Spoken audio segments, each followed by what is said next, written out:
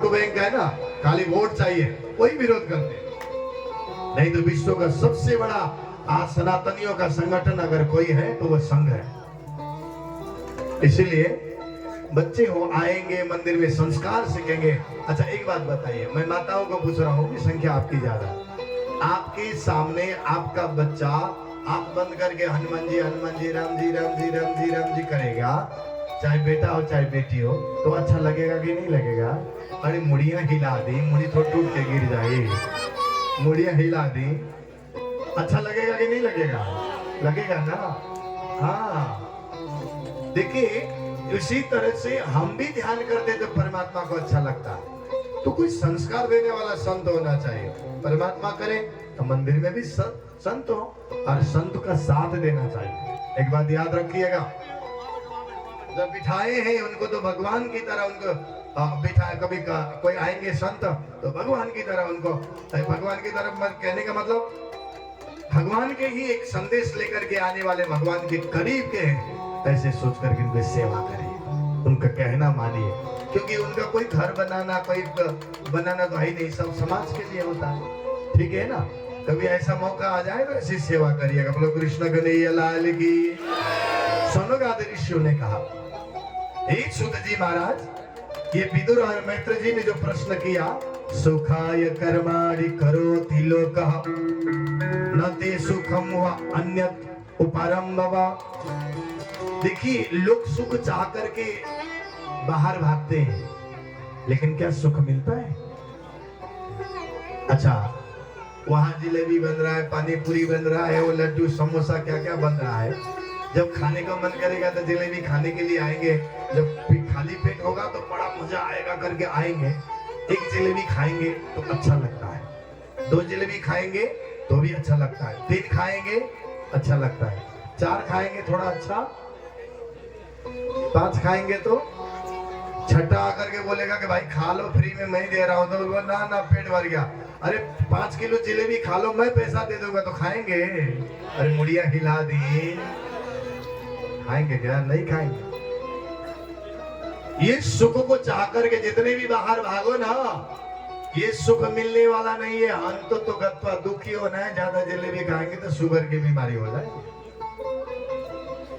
इसीलिए कस्तूरी मृग भी अपने नाभि के सुगंधी को पाने के लिए वन में भटकते रहता है, लेकिन जब प्राण निकलने वाला होता है तो उसकी नासिका नाभि में जाने के बाद उसको रोता है, जिंदगी भर जिस सुगंधी को, खुशबू को खोजने के लिए मैं जंगल जंगल में भटका, वो तो मेरे नाभि से निकला था।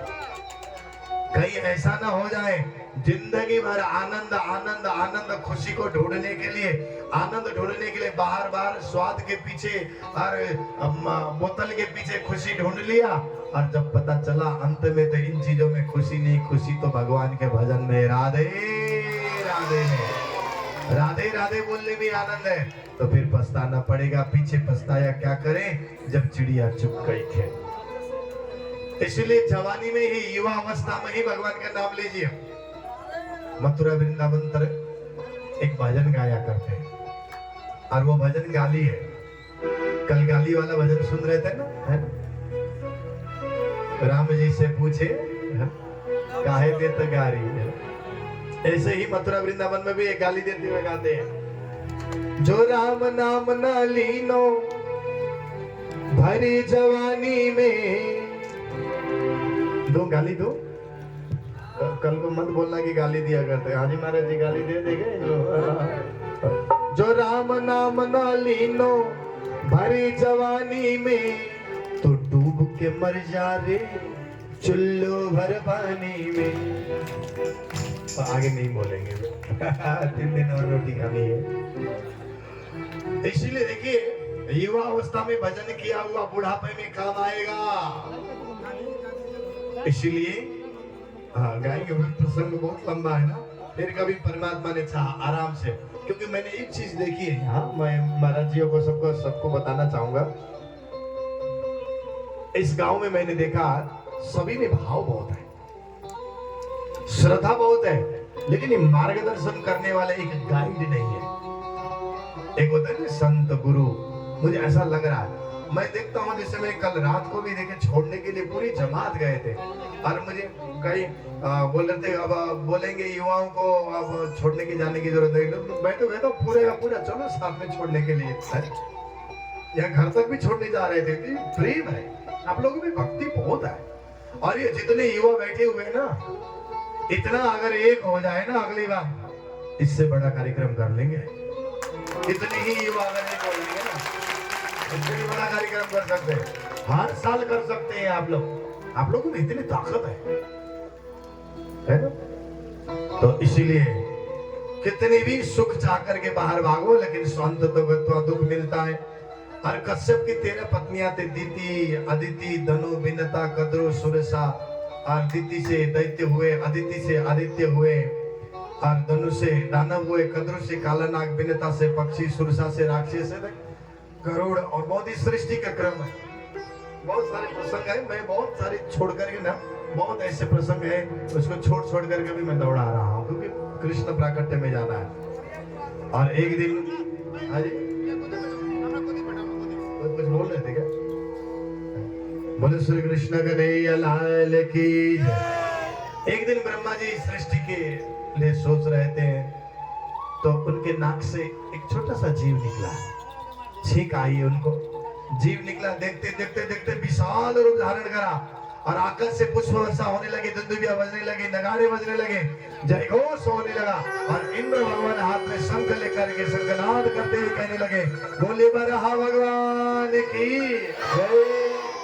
बराह भगवान प्रकट हुए, समुद्र के अंदर में प्रवेश करके जाकर के हिरण्याक्ष का वध करके पृथ्वी को ला करके मनु महाराज को दिया।